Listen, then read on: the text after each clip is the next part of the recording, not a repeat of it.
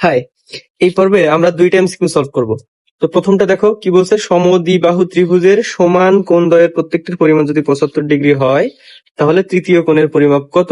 তা ত্রিভুজ যদি হয় তাহলে ত্রিভুজের তিন কোণের যোগফল কত?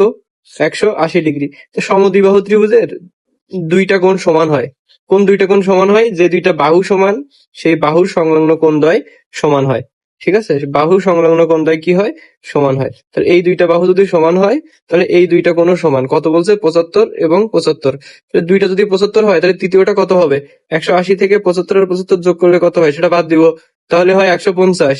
তাহলে 180 থেকে 150 বাদ দিলে উত্তর হয় কত? 30 ডিগ্রি। তাহলে আমাদের প্রথমটার উত্তর হচ্ছে গ দাগ, 30 ডিগ্রি।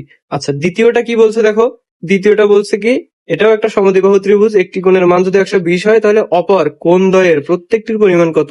তার মানে অপর যে দুইটা কোণ আছে সেই দুইটার পরিমাণ কি?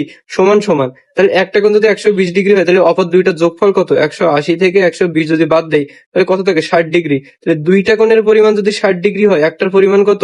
30 ডিগ্রি। তার মানে আমার এটার উত্তর কত? 30 ডিগ্রি। আশা করি তোমরা বুঝতে পারছো।